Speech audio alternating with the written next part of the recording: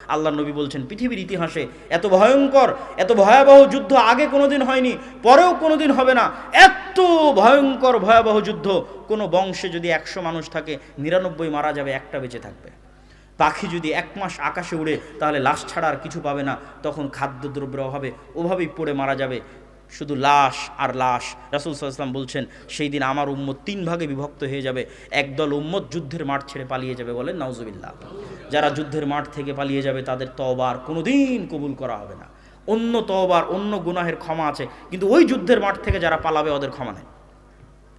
2, আরেক দল শহীদ হয়ে যাবে, এরা পৃথিবীর সর্বশ্রেষ্ঠ শহীদ, আল্লাহু আকবার। আর এক দলকে আল্লাহ বিজয় দান করবে খ্রিস্টানদের উপর, এরা কিয়ামত পর্যন্ত আর কোনোদিন ফিতনায় পতিত হবে না। এদের মাধ্যমেই ঈসা আলাইহিস সালাতু ওয়াস সালাম আসবেন, ইমাম মাহদি আসবেন, তাদের মাধ্যমেই দাজ্জালের পতন হবে। তো এই যে ঘটনাগুলো, এই চমৎকার ঘটনাগুলো, তো ওই যেটা বলতেছিলাম, কেন উনি ক্রুশ ভাঙবেন? ঈসা আলাইহিস সালাতু ওয়াস সালাম এসে, মুসলমান আর খ্রিস্টানদের যুদ্ধই তো হলো ক্রুশ ভাঙাকে কেন্দ্র করে।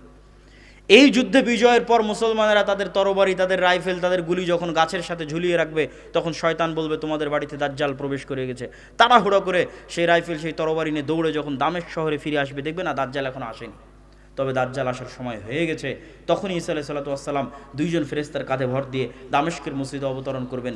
এই যে সমসাময়িক বিভিন্ন গুরুত্বপূর্ণ বিষয়ে মাসিক আল ইতিসামে আপনারা লেখা পাবেন, আমাদের কাছে তুলে ধরা দরকার। কেননা আমাদের মধ্যে অনেক মানুষ মনে করছে যে হ্যাঁ, গণতান্ত্রিক নির্বাচনের মাধ্যমে আমি রাষ্ট্র ক্ষমতা ইসলাম প্রতিষ্ঠা করব।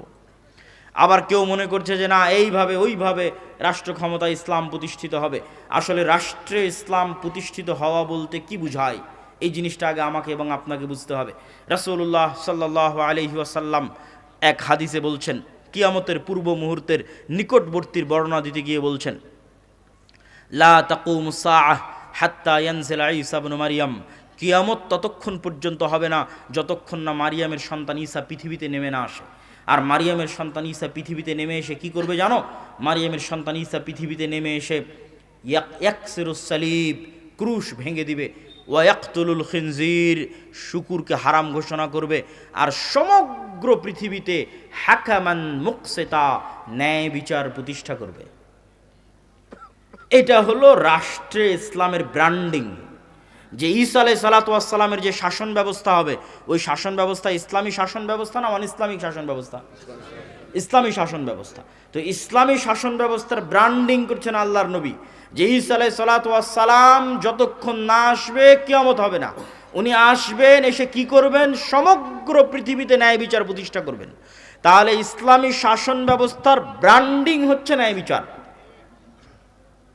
ইসলামী শাসন ব্যবস্থার ব্র্যান্ডিং হচ্ছে ন্যায়পরায়ণতা। তো আজকের যুগের আমরা মুসলমানেরা নিজেরাই তো ন্যায়পরায়ণ নই, সত্যবাদী নই, তো রাষ্ট্রে কিভাবে ন্যায় বিচার প্রতিষ্ঠা করব? ঈসা আলাইহিস সালাম যদি তার নিজের ব্যক্তিগত জীবনে ন্যায়পরায়ণ না হয়, উনি কি রাষ্ট্রের ন্যায় বিচার প্রতিষ্ঠা করতে পারবে? আপনাকে আমি উদাহরণ দিয়ে বলি, কাপাসিয়া টোক গাজীপুরের মানুষ খুব ভালোভাবে জানেন।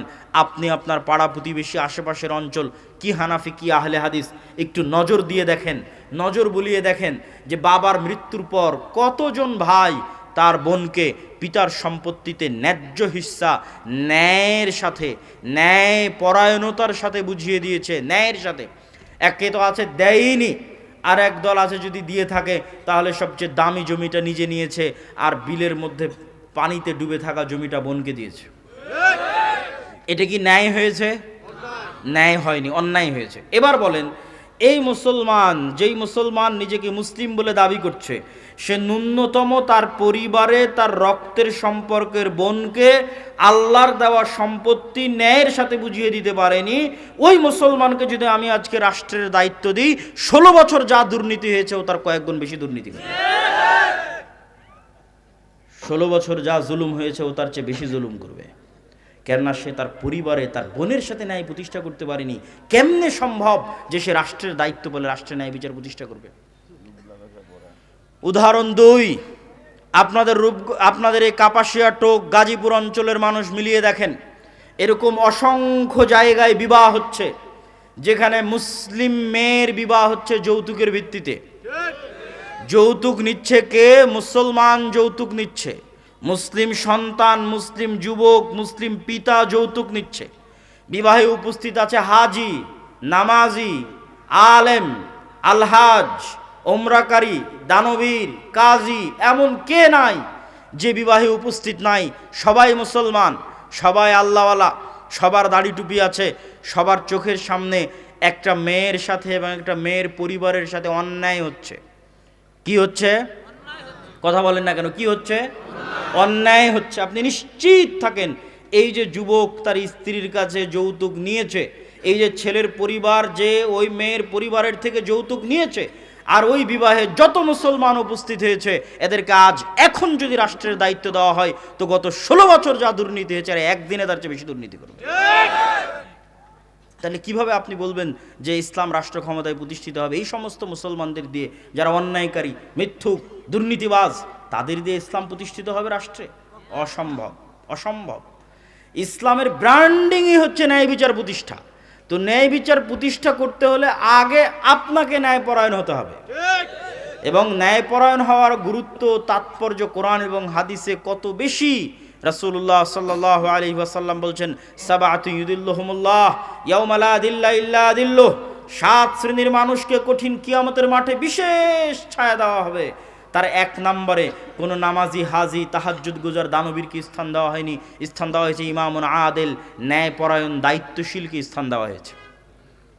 ন্যায়পরায়ণতা বড় কঠিন জিনিস, বড় ভয়ঙ্কর জিনিস। রাসূলুল্লাহ সাল্লাল্লাহু আলাইহি ওয়াসাল্লাম সন্তানদের মধ্যে আদর করতেও ন্যায় প্রতিষ্ঠা করতে বলেছেন। আল্লাহ সুবহানাহু ওয়া তাআলা বিবাহ করতে গিয়ে স্ত্রীর উপর ন্যায় প্রতিষ্ঠা করতে বলেছেন। ন্যায় নিশ্চিত না করতে পারলে অতিরিক্ত বিবাহ করতে নিষেধ করেছেন। আল্লাহ সুবহানাহু ওয়া তাআলা ন্যায়ের আদেশ দিতে গিয়ে বলেন, ইন্নাল্লাহ ইয়ামুরুকুম বিল আদল, আল্লাহ তোমাদেরকে ন্যায়ের আদেশ দিচ্ছে। আল্লাহ ন্যায়ের আদেশ দিতে গিয়ে বলেন, ওয়ালা ইয়াজরিমান্নাকুম শানআনু কওমিন আলা আল্লা তা'দিলু, দুনিয়ার মানুষ, দুনিয়ার মুসলমানেরা, মুমিনেরা জেনে রাখো, কোনো জাতি, কোনো গোত্র, কোনো সম্প্রদায়ের প্রতি তোমার অন্তরে যে রাগ, ক্ষোভ, বিদ্বেষ লুকিয়ে আছে, এটা যেন তার প্রতি ন্যায় আচরণ করতে তোমাকে বাধা না দেয়। এটাই তাকওয়া, ন্যায়পরায়ণ হওয়াই তাকওয়া। কেননা আল্লাহ নিজে ন্যায়পরায়ণ, পৃথিবীতে যত নবী রাসূল পাঠিয়েছেন সব ন্যায়পরায়ণ।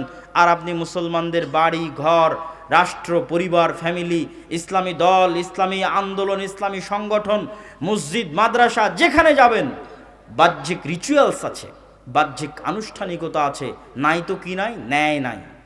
ইসলামী দলের আমির ওই কর্মীকেই পদ দিয়ে রেখেছে যে বেশি চামচামি করে, আর ওই কর্মীকে দল থেকে বের করে দিয়েছে যে বেশি কর্মঠ হয়ে কাজ করে।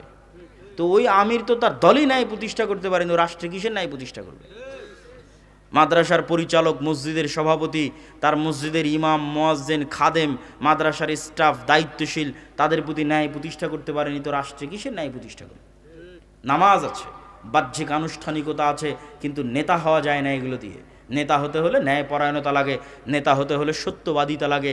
আজকের মুসলমানদের চারিত্রিক অধপতন, মিথ্যা এবং অন্যায়ের দিক থেকে মুসলমানদের চারিত্রিক অধপতন আজ থেকে 1400 বছর পূর্বের মক্কার কাফের মুশরিক কুরাইশদের চাইতে নিম্ন অবস্থায় আছে। আমি বাড়িয়ে বলিনি, দলিল সহ বলতেছি, আজকের মুসলমানদের ব্যক্তিত্ব আবু সুফিয়ান, কাফের মুশরিক অবস্থায় আবু সুফিয়ানের যে ব্যক্তিত্ব ছিল তার চেয়ে নিকৃষ্ট অবস্থায় আছে। আজকের মুসলমানদের ব্যক্তিত্ব আল্লাহর নবীর চাচা আবু তালেবের কাফের মুশরিক অবস্থায় যে ব্যক্তিত্ব, যে শখসিয়া, যে পার্সোনালিটি, যে ন্যায়পরায়ণতা, যে সত্যবাদিতার উপর প্রতিষ্ঠিত ছিল তার চেয়ে নিম্ন অবস্থায় আছে। আবু সুফিয়ান যখন কাফের অবস্থায়, তখন বাদশাহ হিরাক্লিয়াস আবু সুফিয়ানকে জিজ্ঞেস করছে জেরুজালেমে বসে। জেরুজালেমে আবু সুফিয়ানকে জিজ্ঞেস করা হচ্ছে, বাদশাহ হিরাক্লিয়াস জিজ্ঞেস করছে, না কোনো ফোন আছে, না কোনো ক্যামেরা আছে, না কোনো লাইভ আছে, না কোনো রেকর্ডার আছে, আর আবু সুফিয়ানকে জিজ্ঞেস করা হচ্ছে তার চিরশত্রু সম্পর্কে। অথচ আবু সুফিয়ান একটা কথা তার শত্রু মুহাম্মদ সাল্লাল্লাহু আলাইহি ওয়াসাল্লাম সম্পর্কে মিথ্যা কথা সেই দিন বাদশাহ হিরাক্লিয়াসের দরবারে দাঁড়িয়ে বলেনি।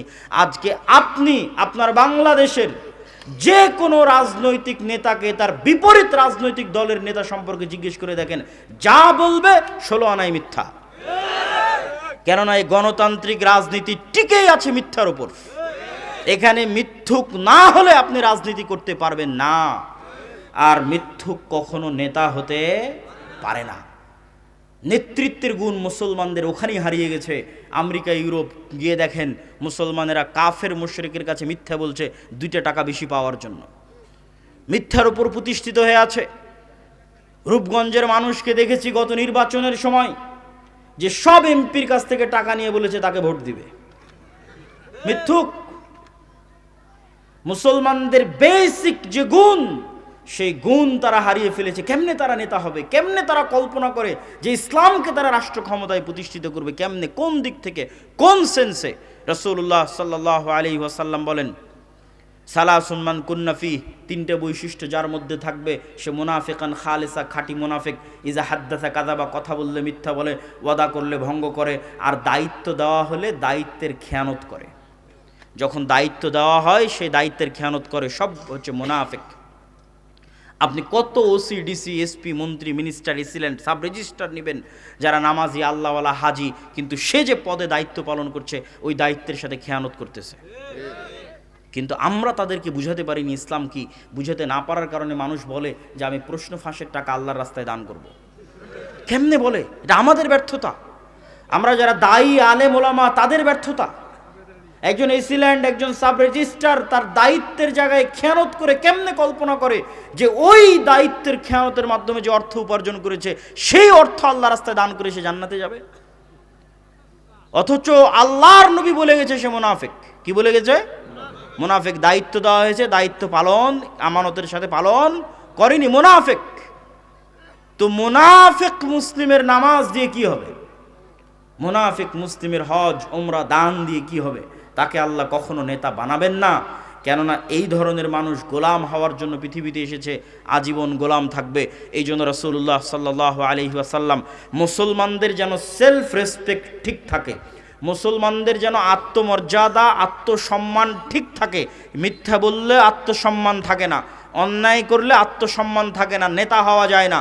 তো মুসলমানেরা যেন নেতা হতে পারে, মুসলমানদের যেন আত্মমর্যাদা, আত্মসম্মান ঠিক থাকে। এই জন্য আল্লাহর নবী বলতেন, তার নিজের আত্মমর্যাদা, আত্মসম্মান ঠিক রাখার জন্য বলতেন, আল্লাহুম্মা ইন্নী আউযু বিকা মিনাল মাআসামি ওয়াল মাগরাম। আল্লাহ, পাপ থেকে বাঁচতে চাই, কর্জ থেকে বাঁচতে চাই, ঋণ থেকে বাঁচতে চাই। আর এক দোয়ার মধ্যে আল্লাহ নবী বলছেন, আল্লাহুম্মা ইন্নী আউযু বিকা মিনাল হাম্মি ওয়াল হুজনি। বলতে বলতে বলছেন, ওয়া গালাবাতিদ দাইনি বা ওয়াজালিদ দাইনি। হে আল্লাহ, ঋণের বোঝা থেকে পরিত্রাণ চাই, ঋণের বোঝা থেকে বাঁচতে চাই।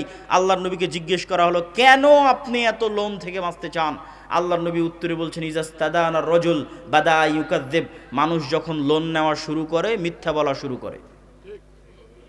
এইটা ছিল আমাদের মূল পয়েন্ট, যে মুসলমানের আত্মমর্যাদা যেন নষ্ট না হয়। মিথ্যা বললে আত্মসম্মান থাকে না। এই জন্য আল্লাহর নবী নিজে লোন থেকে বাঁচতে চাইতেন, মুসলিম উম্মাকে লোন থেকে বাঁচার জন্য বলতেন। কিন্তু আপনি যান গ্রামে গঞ্জে, কয়টা বাড়ি আপনি খুঁজে পাবেন যারা কিস্তির সুদের ভিত্তিতে লোন নেয়নি, আর প্রত্যেক দিন ওই লোনওয়ালাকে, ওই কিস্তিওয়ালাকে মিথ্যা বলতেছে না। পুরো পরিবার মিলে মিথ্যা বলছে, নিজে মিথ্যা বলছে, স্ত্রীকে মিথ্যা বলাচ্ছে, সন্তানকে মিথ্যা বলাচ্ছে। যেই পুরো একটা পরিবার মিথ্যার উপর গড়ে উঠছে, এই পরিবার রাষ্ট্র ক্ষমতা ইসলাম প্রতিষ্ঠা করবে? এই পরিবার বাংলাদেশকে ভারতের গোলামি থেকে মুক্তি দিবে? অসম্ভব। আমি বলেছি, এই জন্য আমার কথা মনোযোগ দিয়ে মনে করে যাবেন। আমি বলেছি, মুসলমানদের নিজের দিনের উপর কনফিডেন্স নাই, মুসলমানদের নিজের দিনের উপর, নবীর সুন্নাতের উপর কনফিডেন্স নাই। কার থেকে উদাহরণ দেখবেন? ইহুদির থেকে উদাহরণ দেখবেন, আর হিন্দুর থেকে উদাহরণ দেখবেন। 1947-এ ভারত প্রতিষ্ঠা হয়েছিল সেকুলারিজমের উপর। জওহরলাল নেহরু, গান্ধী, মাওলানা আবুল কালাম আজাদ প্রতিষ্ঠা করেছিলেন সেকুলারিজমের উপর। আর 47-এ পাকিস্তান আর বাংলাদেশ প্রতিষ্ঠা হয়েছিল ইসলামের নামে, ইসলামের উপর। আজ 70, 75, 80 বছর পার হয়ে গেছে, ভারত সেকুলারিজম থেকে বের হয়ে হিন্দুত্ববাদের মতো একটা ভ্রান্ত মতবাদকে রাষ্ট্রে প্রতিষ্ঠিত করেছে। আর মুসলমানেরা পাকিস্তান আর বাংলাদেশের মতো মুসলিম রাষ্ট্ররা পাল্লা দিচ্ছে পৃথিবীকে দেখানোর জন্য, দেখো আমি কত বড় সেকুলার, আমি কত বড় ধর্মবিদ্বেষী, দেখে যাও আমাকে, কত বড় সেকুলার, আমাকে চিনে যাও, আমাকে একটু দাম দাও, মূল্যায়ন করো। আজকের বাংলাদেশের মুসলমানেরা ভারতের যে ঘটনাগুলো আছে সেগুলো নিয়ে ট্রল করে, যুবকরা ট্রল করে ফেসবুক, ইউটিউব, বলে তাদের টয়লেট নাই, বা উমুক নাই, তুমুক নাই, বা তারা গোমূত্র পান করে ইত্যাদি নিয়ে ট্রল করে। আমার কথা হচ্ছে, ও যদি গোমূত্রও পান করে তো গোমূত্রের মতো একটা ভ্রান্ত জিনিসের উপর তার কনফিডেন্স কোন লেভেলের যে ওইটাকে রাষ্ট্র পর্যন্ত নিয়ে চলে গেছে। তুমি তোমার নবীর কয়টা সুন্নাত তোমার জীবনে, তোমার পরিবারে, তোমার সমাজে, তোমার রাষ্ট্রে বাস্তবায়ন করেছো? তুমি কত বড় মরদ দেখাও। হিন্দুরা মরদ, ভারতের হিন্দুরা মরদ, তাই হিন্দুত্ববাদকে রাষ্ট্রে প্রতিষ্ঠিত করেছে। তুমি কোন লজ্জায় তাকে নিয়ে ট্রল করো? তুমি যদি তাকে নিয়ে ট্রল করতে চাও তো তোমার নবীর সুন্নাতকে তোমার জীবনে বাস্তবায়ন করে দেখাও, যে হ্যাঁ আমি পুরুষ, আমি কাপুরুষ না, আমি সাহসী বীর পুরুষ, আমারও আমার নবীর দিনের সুন্নাতের উপর কনফিডেন্স আছে, আত্মবিশ্বাস আছে। লন্ডন শহরে জরিপ চালান, কয়টা ইহুদির মুখে দাঁড়িয়ে আছে আর কয়টা মুসলমানের মুখে দাঁড়িয়ে আছে। মুসলমানের তার নবীর সুন্নাতের উপর আত্মবিশ্বাস কতটুকু, আর ইহুদির তার নবীর সুন্নাতের উপর আত্মবিশ্বাস কতটুকু, জরিপ চালান। আত্মবিশ্বাস বিক্রি করে দিয়ে, আত্মমর্যাদা বিক্রি করে দিয়ে কখনো আপনি মুক্তি পাবেন না, গোলামি থেকে মুক্তি পাবেন না। আপনাকে নিজের নবীর সুন্নাতের উপর কঠোর থেকে কঠোর আস্থাভাজন হতে হবে, আত্মবিশ্বাসী হতে হবে, দৃঢ় সংকল্প হতে হবে, ন্যায়পরায়ণ হতে হবে, সত্যবাদী হতে হবে, তবে আপনি নেতা হতে পারবেন। অটোমেটিক আপনার মতো মানুষকে দিয়ে আল্লাহ রাষ্ট্র ক্ষমতা ইসলাম প্রতিষ্ঠা করে দিবে, জোর করা লাগবে না, আল্লাহর দয়ায় প্রতিষ্ঠিত হয়ে যাবেন। আর যদি ন্যায় না থাকে, সত্য না থাকে, নিজের নবীর দিনের উপর কনফিডেন্স না থাকে, কম্প্রোমাইজ করার মানসিকতা থাকে, তাহলে যতই বক্তব্য দেন অন্তত আপনার মতো মানুষকে দিয়ে আল্লাহর ঠেকা পড়ে নিজের রাষ্ট্রে ইসলাম প্রতিষ্ঠা করতে হবে, দিয়ে ইসলামকে কলঙ্কিত করতে হবে। বিকৃত ইসলাম প্রতিষ্ঠা করে, কম্প্রোমাইজড ইসলাম প্রতিষ্ঠা করে ইসলামকে কলঙ্কিত করতে হবে, এই ঠেকা আল্লাহ সুবহানাহু ওয়া তাআলার পড়েনি। সম্মানিত উপস্থিতি, বক্তব্য আমি দীর্ঘায়িত করতে চাই না। বক্তব্যের এই পর্যায়ে এসে আপনাদের সাথে কয়েকটি জরুরি গুরুত্বপূর্ণ কথার 1 নম্বর জরুরি গুরুত্বপূর্ণ কথা হচ্ছে, আগামী 13-14 ফেব্রুয়ারি কি আছে বলতে পারবেন? আগামী 13-14 ফেব্রুয়ারি আপনাদের এখান থেকে খুবই নিকটে এখনও জামিয়া সালাফিয়া রূপগঞ্জ নারায়ণগঞ্জে মদিনা ইসলামী বিশ্ববিদ্যালয়ের একজন প্রফেসর অবস্থান করছেন, ছাত্রদেরকে দার্স দিচ্ছেন। আল জামিয়া সালাফিয়া বাংলাদেশের মাটিতে এমন এক ব্যতিক্রম প্রতিষ্ঠান যেখানে সবসময় আমরা বিশ্বাস করি শুধু মাদ্রাসা প্রতিষ্ঠা করে 2% মুসলমানকে দিন শেখানো সম্ভব, আর মসজিদগুলোকে শক্তিশালী প্রতিষ্ঠান বানিয়ে শতভাগ মুসলমানকে দিন শেখানো সম্ভব। অতএব মসজিদগুলোকে আর দাওয়া ইলাল্লাহর সাথে সম্পৃক্ত করেন। সকল ব্যবস্থাপনা নিয়ে আমরা বসে আছি। আপনাকে এক ধাপ একটু এগিয়ে আসতে হবে, আপনাকে এক ধাপ একটু উদার হতে হবে। 3 মাসিক আল ইতিসাম, যদিও আজকে কোনো বই পুস্তক কিছুই নিয়ে আসেনি, তারপরেও আপনাদের সামনে বলে যাই, বাংলাদেশের এক ব্যতিক্রম পত্রিকা যার ফতোয়া এই বিদেশি আলেম ওলামাদের উপস্থিতিতে, দেশি আলেম ওলামাদের উপস্থিতিতে, শায়েখ আব্দুর রাজ্জাক বিন ইউসুফের উপস্থিতিতে লেখা হয়, পর্যালোচনা পরিচালনা করা হয়, সেই ফতোয়া আপনাদের কাছে আসে। আমি নিয়মিত লিখি, সম্পাদকীয় লেখা আছে। এই মাসের সম্পাদকীয় আছে দামেস্ক বিজয়ের উপর, যে দামেস্কের ঘটনা কিছুক্ষণ আগেই বললাম, যে ঈসা আলাইহিস সালাতু ওয়াস সালাম বললেন যে তিনি যতক্ষণ কিয়ামত হবে না, যতদিন ঈসা আলাইহিস সালাম না আসবে, তো এসে কি করবে? ক্রুশ ভেঙে দিবে। কেন ক্রুশ ভাঙবে? ঘটনা পড়ে দেখেন মাসিক আল ইতিসামে, কেন ক্রুশ ভাঙবে? ক্রুশ ভাঙবে এই জন্য যে তৎকালীন পৃথিবীতে মুসলমান আর রোমান খ্রিস্টানদের একটা চুক্তি হবে। 1 মিনিট, বেশি সময় নিব না, অধৈর্য হওয়ার কিছু নয়, আপনাদের চেয়ে বেশি দূরে আমরা যাব। তৎকালীন যুগে মুসলমান আর রোমান খ্রিস্টানদের একটা চুক্তি হবে। চুক্তি হয়ে তারা কমন শত্রুর বিরুদ্ধে যুদ্ধ করবে। কমন শত্রুর বিরুদ্ধে যুদ্ধ করে মুসলমান আর খ্রিস্টানরা বিজয়ী হয়ে যাবে। বিজয় মিছিল যখন বের হবে, তখন এক খ্রিস্টান ক্রুশ উঁচিয়ে ধরে বলবে এই ক্রুশের কারণে বিজয় হয়েছে, বলেন নাউজুবিল্লাহ। তখন ওখানে উপস্থিত এক মুসলমানের ঈমান জেগে যাবে, সে তখন লাফ দিয়ে উঠে ক্রুশ ভেঙে দিয়ে বলবে আল্লাহর কারণে বিজয় হয়েছে। যখন ক্রুশ ভেঙে দিবে তখন এবার খ্রিস্টান আর মুসলমানের দোস্তি ছিল, দোস্তি শেষ। একদিকে রোমান খ্রিস্টান আর একদিকে মুসলমান। আল্লাহর নবী বলছে ওই দিন 80টা পতাকার অধীনে খ্রিস্টানেরা একত্রিত হবে, যার এক একটা পতাকার অধীনে 12,000 করে সৈন্যবাহিনী থাকবে, তথা প্রায় 10 লক্ষ সেনাবাহিনীর সমাহার করবে খ্রিস্টানেরা। আর মুসলমানদের সেই দিন হেডকোয়ার্টার হবে দামেস্ক। আজকের মুজাহিদরা যে দামেস্ক বিজয় করলো, সেই দামেস্ক সেই দিন হবে মুসলমানদের হেডকোয়ার্টার। আল্লাহ নবী বলছেন পৃথিবীর ইতিহাসে এত ভয়ঙ্কর, এত ভয়াবহ যুদ্ধ আগে কোনোদিন হয়নি, পরেও কোনোদিন হবে না। এত ভয়ঙ্কর ভয়াবহ যুদ্ধ, কোনো বংশে যদি 100 মানুষ থাকে 99 মারা যাবে, একটা বেঁচে থাকবে। পাখি যদি 1 মাস আকাশে উড়ে তাহলে লাশ ছাড়া আর কিছু পাবে না, তখন খাদ্যদ্রব্যের অভাবে ওভাবেই পড়ে মারা যাবে, শুধু লাশ আর লাশ। রাসূল সাল্লাল্লাহু আলাইহি ওয়াসাল্লাম বলছেন সেই দিন আমার উম্মত 3 ভাগে বিভক্ত হয়ে যাবে। একদল উম্মত যুদ্ধের মাঠ ছেড়ে পালিয়ে যাবে, বলেন নাউজুবিল্লাহ। যারা যুদ্ধের মাঠ থেকে পালিয়ে যাবে তাদের তওবা আর কোনোদিন কবুল করা হবে না। অন্য তওবার, অন্য গুনাহের ক্ষমা আছে, কিন্তু ওই যুদ্ধের মাঠ থেকে যারা পালাবে ওদের ক্ষমা নেই। 2, আরেক দল শহীদ হয়ে যাবে, এরা পৃথিবীর সর্বশ্রেষ্ঠ শহীদ। আল্লাহু আকবার। আর এক দলকে আল্লাহ বিজয় দান করবে খ্রিস্টানদের উপর, এরা কিয়ামত পর্যন্ত আর কোনোদিন ফিতনায় পতিত হবে না। এদের মাধ্যমেই ঈসা আলাইহিস সালাতু ওয়াস সালাম আসবেন, ইমাম মাহদি আসবেন, তাদের মাধ্যমেই দাজ্জালের পতন হবে। তো এই যে ঘটনাগুলো, এই চমৎকার ঘটনাগুলো, তো ওই যেটা বলতেছিলাম, কেন উনি ক্রুশ ভাঙবেন? ঈসা আলাইহিস সালাতু ওয়াস সালাম এসে, মুসলমান আর খ্রিস্টানদের যুদ্ধই তো হলো ক্রুশ ভাঙ্গাকে কেন্দ্র করে। এই যুদ্ধে বিজয়ের পর মুসলমানেরা তাদের তরবারি, তাদের রাইফেল, তাদের গুলি যখন গাছের সাথে ঝুলিয়ে রাখবে, তখন শয়তান বলবে তোমাদের বাড়িতে দাজ্জাল প্রবেশ করে গেছে। তাড়াহুড়ো করে সেই রাইফেল, সেই তরবারি নিয়ে দৌড়ে যখন দামেস্ক শহরে ফিরে আসবে, দেখবে না দাজ্জাল এখন আসেনি, তবে দাজ্জাল আসার সময় হয়ে গেছে। তখনই ঈসা আলাইহিস সালাতু ওয়াস সালাম দুইজন ফেরেশতার কাঁধে ভর দিয়ে দামেস্কের মসজিদে অবতরণ করবেন। এই যে সমসাময়িক বিভিন্ন গুরুত্বপূর্ণ বিষয়ে মাসিক আল ইতিসামে আপনারা লেখা পাবেন। আবারও ঘুরিয়ে বলি, আর দাওয়া ইলাল্লাহর সাথে মসজিদ ভিত্তিক সম্পৃক্ত হন, মাসিক আল ইতিসাম সংগ্রহ করেন। জামিয়া সালাফিয়ার 13-14 ফেব্রুয়ারি যে সালাফি কনফারেন্স, এই সালাফি কনফারেন্সে আপনাদের ব্যাপক উপস্থিতি চাই। পাকিস্তান থেকে আহলে হাদিসদের অনেক বড় আলেম আল্লামা হিসানুল্লাহ জাহির রাহিমাহুল্লাহর সন্তান আসতেছে, তাকে স্বাগতম জানাতে হবে। এই দায়িত্ব আপনাদের, এই দায়িত্ব আহলে হাদিসদের। আল্লাহ সুবহানাহু ওয়া তাআলা কবুল করুক, আল্লাহুম্মা আমিন। এই বলে আজকে আমার সংক্ষিপ্ত বক্তব্য শেষ করছি। প্রশ্ন উত্তরের দিকে চলে যাচ্ছি। অবৈধ বিদ্যুৎ লাইন থেকে বিদ্যুৎ নিয়ে ইসলামী প্রোগ্রাম করা শরীয়ত সম্মত হবে কতটুকু? জিনিস আজকের আলোচনাতেই তো বলে দিলাম, আলোচনায় তো শুনলেন, তো আবার কি জিজ্ঞাসা করেন? আমার বয়স আমার বয়স 21 বছর, আমি স্টুডেন্ট, নজর হেফাজত অন্যান্য পাপ কাজ থেকে বিরত থাকার জন্য বিয়ে করতে চাচ্ছি, কিন্তু আমার বড় ভাই এখনও বিয়ে করেনি। আমার বিয়ের কথা বললেও বাসার কেউ মানবে না, এমতো অবস্থায় আমার করণীয় কি? প্রথমত তোমার বাপকে নসিহত করছি, যদি তোমার বাপ আচ্ছা, ওস্তাদজি শেখ আব্দুর রাজ্জাক বিন ইউসুফের ধারাবাহিক প্রতিদিন প্রোগ্রাম থাকার কারণে উনি একটু হঠাৎ অসুস্থ। প্রায় সব প্রোগ্রামে উনি নিজে উপস্থিত হয়েছেন। আজকের প্রোগ্রামে আমি ওনার বদলে উপস্থিত হয়েছি। সামনের প্রোগ্রামগুলোতেও উনি উপস্থিত থাকার চেষ্টা করবেন ইনশাআল্লাহ। খুব বেশি অসুস্থ এরকম নয়, তবে টানা দীর্ঘ সফর থাকার কারণে উনি ক্লান্ত হয়ে গেছে আর কি। আল্লাহ সুবহানাহু ওয়া তাআলা আদম আলাইহিস সালাতু ওয়াস সালামকে সৃষ্টি করেছেন নিজ আকৃতিতে। আল্লাহ সুবহানাহু ওয়া তাআলা আদম আলাইহিস সালাতু ওয়াস সালামকে সৃষ্টি করেছেন তার আকৃতিতে। এই হাদিস এভাবে বিশ্বাস করতে হবে, অন্য কোনো ব্যাখ্যায় যাওয়া যাবে না। আল্লাহ সুবহানাহু ওয়া তাআলার আকৃতি তার শানে যেমন মানায় তেমন।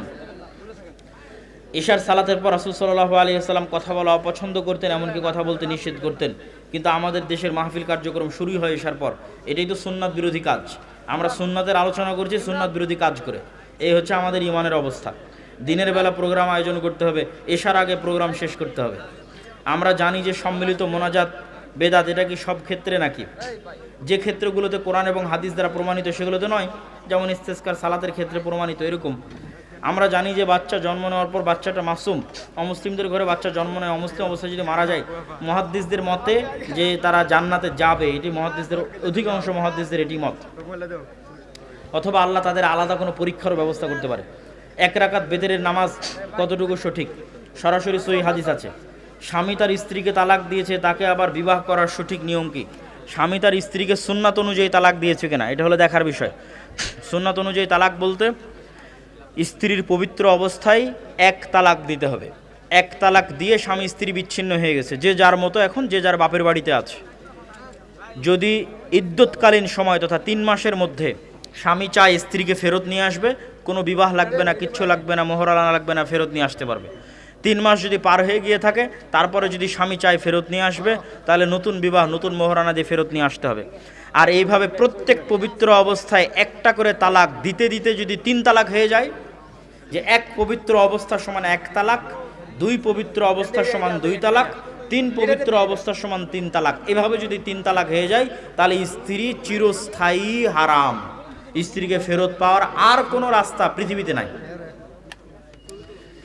আমরা সঠিক নামাজ কোন বই থেকে শিখতে পারবো? অনেক বই আছে। আপনাদের শ্রদ্ধেয় শাইখ শেখ আব্দুর রাজ্জাক বিন ইউসুফের একটা বই আছে, রাসূল সাল্লাল্লাহু আলাইহি ওয়াসাল্লাম সালাত প্রচলিত সালাত। রমজান মাসে রাতের বেলায় স্ত্রী সহবাস করা যাবে কি? রাতের বেলায় যাবে। শাইখ স্বামী স্ত্রীর কি সব উল্টাপাল্টা প্রশ্ন। মৃত ব্যক্তির নামে ইফতারে মানুষকে দাওয়াত করে খাওয়ানো যাবে কি না? মৃত ব্যক্তির নামে যে সমস্ত আয়োজন আমাদের দেশে হয়, বেশিরভাগই ভুয়া, ভ্রান্ত, বেদাতি আয়োজন। সর্বোচ্চ এতটুকু করতে পারেন, এতিমখানায় খাবারের ব্যবস্থা করতে পারে। স্বাভাবিক মানুষজন যারা গরিব মিসকিন নয়, তাদের সবকে ডেকে দাওয়াত দেওয়া, এগুলো কুসংস্কার। কেউ অভিভাবক ছাড়া বিয়ে করে সংসার করলে সেখানে তার সন্তান হওয়ার পর যদি অনুতপ্ত হয়, কোনো কাফফারা নাই, আবার নতুন করে বিয়ে করতে হবে। 15ই শাবান রাতে কি আমল করব? পুরো শাবান মাস শুধু সিয়ামই রাখবেন, আর স্বাভাবিক আল্লাহর নিকটে ইবাদত, স্বাভাবিক অন্য রাতে যা করেন তাই করবেন। 15ই শাবানের জন্য আলাদা বিশেষ কোনো ইবাদত নাই, সারা শাবান মাস সিয়াম রাখবেন, শেষের দিকে যে বাদ দিবেন। তায়াম্মুম করা যাবে যদি রোগের আশঙ্কা থাকে, মৃত্যুর আশঙ্কা থাকে। আমরা জানি কাউকে ইফতার করানো সওয়াবের কাজ, কিন্তু ইফতারের নামে ইফতার পার্টি, ইফতার পার্টি নিয়ে যদি রাজনীতি হয়, ইফতার পার্টি নিয়ে যদি অপসংস্কৃতি ছড়ানো হয়, তাহলে এগুলো হলো সেকুলারিজম, দ্বীনে ইলাহি, বাদশা আকবরের মতো। আর যদি সত্যিকারের নিয়াতে মুফতি সিয়াম পালনকারীকে ইফতারি করানো হয়, নেকির কাজ।